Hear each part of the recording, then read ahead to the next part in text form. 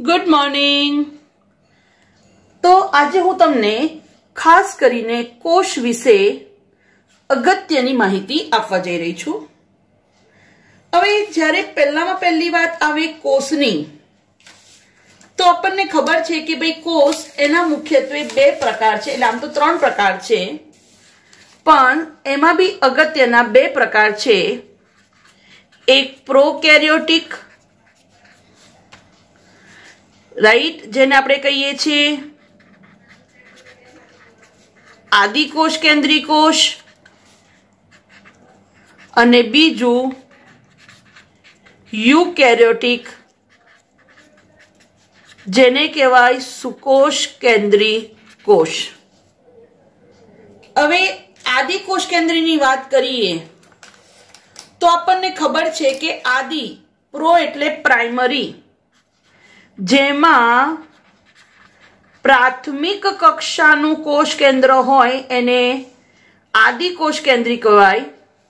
એના ઉદાહરણમાં નીલહરિત લીલ, જેને આપણે સાયનોબેક્ટેરિયા કહીએ છીએ, બરાબર, ઓકે। અને બીજું એના ઉદાહરણ બધા બેક્ટેરિયા। જ્યારે સુકોષ કેન્દ્રી, જેમાં સુવિકસિત કોષ કેન્દ્ર હોય એને સુકોષ કેન્દ્રી કહેવાય। એના ઉદાહરણ આપણને ખબર જ છે, વનસ્પતિ કોષ અને પ્રાણી કોષ।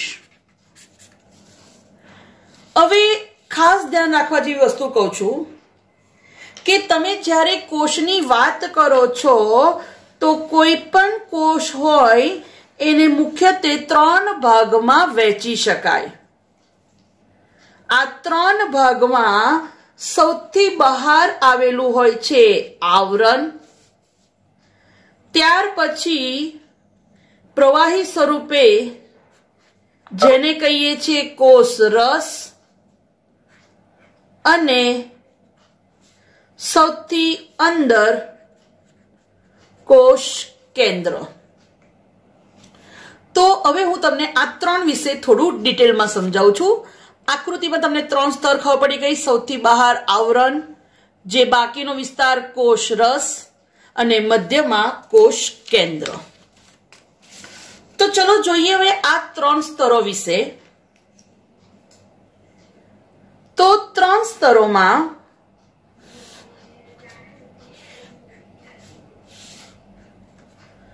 સૌથી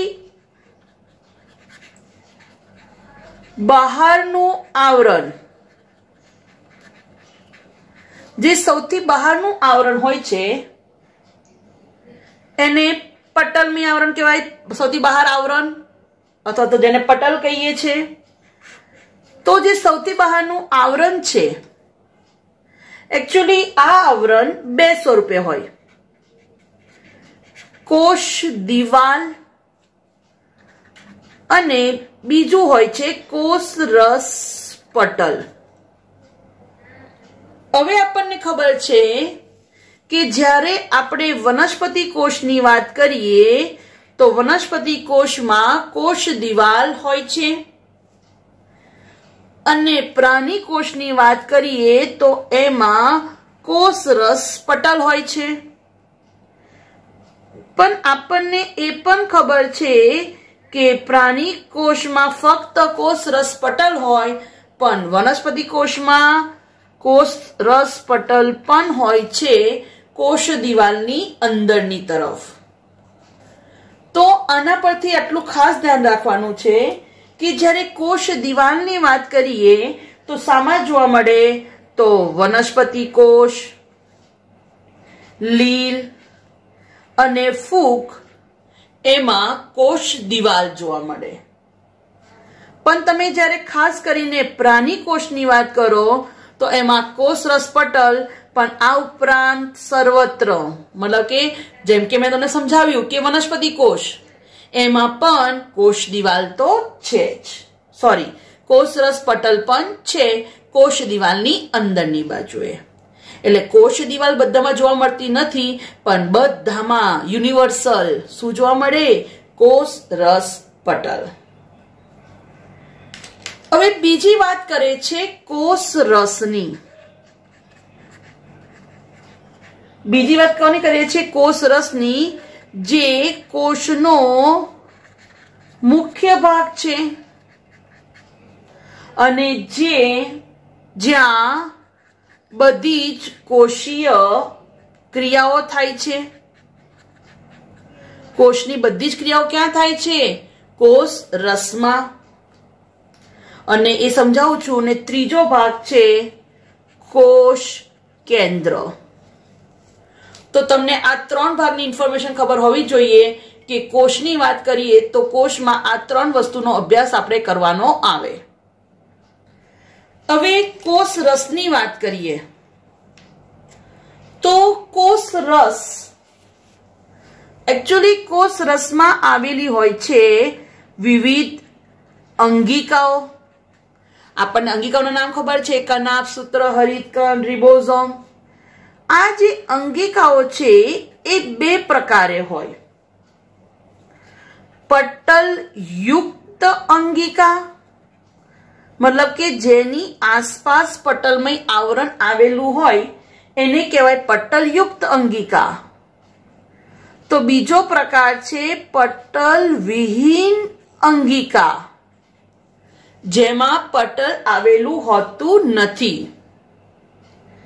હવે પહેલા હું તમને પટલ વિહીન અંગિકાના નામ કહી દઉં.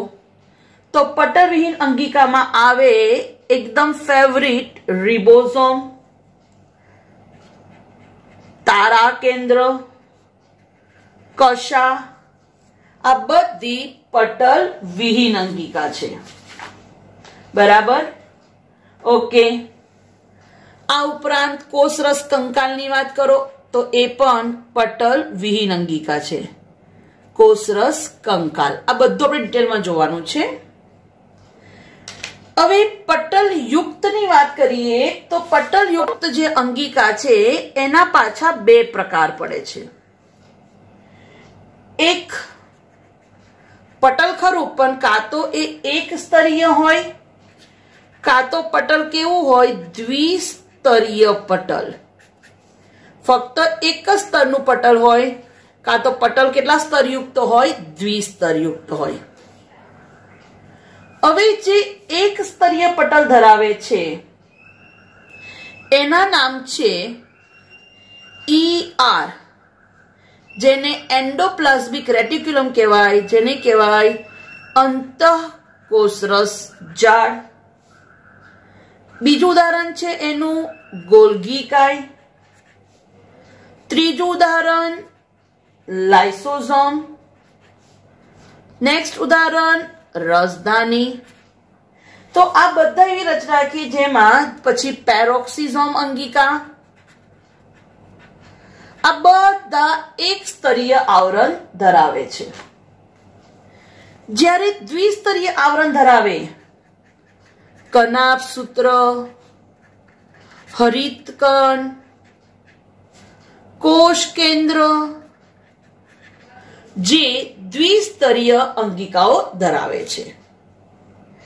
તો આ થયું તમારી બેઝિક ઇન્ફોર્મેશન કે ભાઈ કોષરસ કે જે કોષનો મુખ્ય વિસ્તાર છે, રાઈટ, જ્યાં બધી ક્રિયાઓ થાય છે. હવે કોષમાં જે અંગિકાઓ આવેલી છે એ અંગિકાઓ 2 પ્રકારની હોય, પટલ યુક્ત અને પટલ વિહીન. જેની આસપાસ રક્ષણાત્મક આવરણ ના હોય, પટલ વિહીન. એના ઉદાહરણ રિબોઝોમ, તારા કેન્દ્ર, કશા, કોષરસ કંકાલ. પટલયુક્ત અંગિકાની વાત કરીએ તો એક સ્તરીય હોય અને દ્વિસ્તરીય હોય. એક સ્તરીય પટલ હોય એના ઉદાહરણ અંતઃકોષરસ જાળ, ગોલ્ગીકાય, લાઇસોઝોમ, રસધાની અને પેરોક્સિઝોમ. જ્યારે જેની આસપાસ 2 સ્તરનું આવરણ હોય, પટલ હોય, એના ઉદાહરણ કનાભ સૂત્ર, હરિતકણ, કોષ કેન્દ્ર. તો આ એકદમ બિલકુલ બેઝિક ઇન્ફોર્મેશન થઈ. આપણે બધા વિશે ડિટેલમાં જોઈશું. હવે થોડુંક આગળ સમજાવું તો જે કોષરસ છે, કોષરસની વાત કરીએ તો કોષરસની રચનામાં નાના અણુઓ પણ આવેલા હોય, જેમ કે નાના નાનો ગ્લુકોઝ, કાં તો સિંગલ પ્રોટીન, કાં તો મોટા અણુઓ પણ આવેલા હોય. હવે સમજી લો કે આ પાણી છે, બરાબર. તો આની અંદર જ્યારે નાના નાના કણો આવેલા હોય તો આને કહેવાય સાચું દ્રાવણ, ટ્રુ સોલ્યુશન. પણ મોટા કદના અણુઓ આવેલા હોય તો આને કહેવાય કલીલ દ્રાવણ. શું કહેવાય આને? કલીલ દ્રાવણ. હવે અહીંયા ડાઉટ થાય કે મેડમ સાચું દ્રાવણ અને કલીલ દ્રાવણ સમજણ ના પડી, તો એક બીજું એક્ઝામ્પલ આપું કે તમે પાણીમાં જો દળેલી ખાંડ ઓગાળો તો આખી ખાંડ ઓગળી જશે. દેટ ઇઝ તમારું ટ્રુ સોલ્યુશન.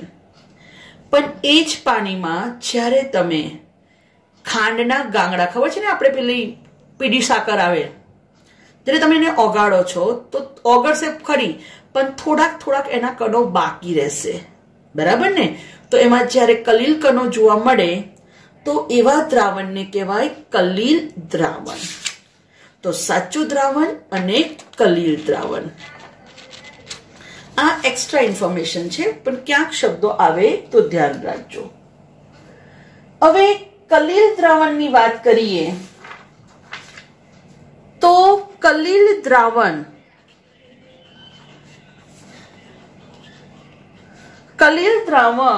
બે સ્વરૂપે જોવા મળે છે, સોલ અને જેલ. નવા શબ્દો આવ્યા, સોલ અને જેલ. તો સોલ અને જેલ, તો એના માટે એવું કહેવાય કે જે સેલ છે એ ઓછું સ્નિગ્ધ હોય છે. આમ તો સ્નિગ્ધ એટલે ચિકાશયુક્ત કહેવાય, અહીંયા એનો મિનિંગ હું તમને સમજાવું છું. આ વધુ સ્નિગ્ધ હોય છે. સ્નિગ્ધ એને કહેવાય વિસ્કસ. ઇંગ્લિશમાં એને વિસ્કસ કહેવાય. અચ્છા, કેવી રીતે સ્નિગ્ધ? તો સમજી લો આ કન્ડિશન. પહેલી કન્ડિશનમાં બ્લુ કલરમાં હું દોરું છું, એ H2O મોલિક્યુલ્સ છે.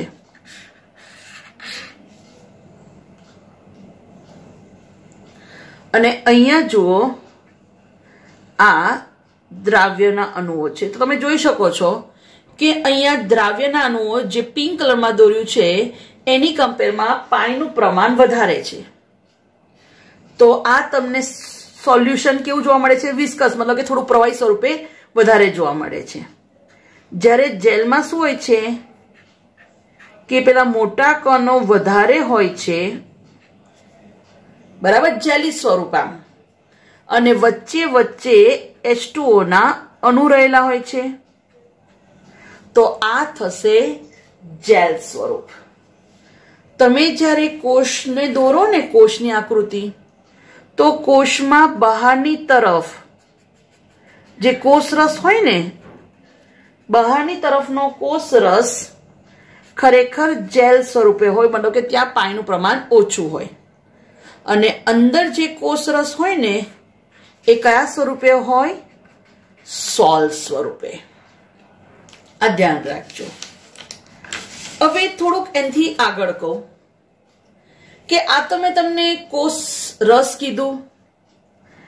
હવે તમને ખબર છે કે ભાઈ જ્યારે કોષ કેન્દ્ર અને કોષ રસ બે ભેગા થાય તો બને જીવરસ. મોસ્ટ ઇમ્પોર્ટન્ટ, કોષ કેન્દ્ર, બરાબર, એકચ્યુઅલી એમાં કોષ કેન્દ્ર રસ હોય જેને કહેવાય ન્યુક્લિયોપ્લાઝમ. કોષ રસને કહેવાય સાઇટોપ્લાઝમ. અને જે બને એને કહેવાય પ્રોટોપ્લાઝમ. એકદમ ઇમ્પોર્ટન્ટ વસ્તુ. કોષ કેન્દ્ર રસ વત્તા કોષ રસ ઇઝ ઇક્વલ ટુ જીવરસ. બરાબર? તો સમજી લો કે આ તમારું કોષ કેન્દ્ર છે. એમાં જે રસ છે કોષ કેન્દ્ર રસ, બહાર છે એ કોષ રસ, તો બનશે શું? જીવરસ. તો કોષ કેન્દ્ર રસ વત્તા કોષ રસ તો બને જીવરસ. હવે બીજી વસ્તુ, એકચ્યુઅલી જ્યારે તમે કોષ રસ શબ્દ વાપરો છો, સમજી લો કે આ કોષ છે, તો આ કોષ કેન્દ્ર, તો અહીંયા કોષ રસ હોય. કોષ રસમાં આપણને ખબર છે શું આવેલું હોય? વિવિધ અંગિકાઓ આવેલી હોય. સાચી વાત ને? તો ખરેખર એવું કહેવાય કોષ રસ બરાબર. અચ્છા, અંગિકાઓ સિવાય આ જે બાકીનું છે ને કેસરી કલરનું એ પ્રવાહી, એને સાઇટોસોલ કહેવાય. સાઇટોસોલ બરાબર. ઓકે, તો આ જે પ્રવાહી છે બરાબર, એ પ્રવાહી જે દ્રાવણ છે, કલીલ દ્રાવણ બરાબર, તો આ જે પ્રવાહી છે સાઇટોસોલ કહેવાય એને, અને એની અંદર જ્યારે આપણે ઉમેરીએ અંગિકા તો બની જાય કોષ રસ. એટલે ખબર પડી ગઈ કોષ રસ એટલે શું? તો જે પ્રવાહી છે, રાઈટ, પ્રવાહી આધારક અને એમાં જ્યારે અંગિકા આ બંને ભેગા થાય ને ત્યારે ખરેખર શું બને? કોષ રસ બરાબર.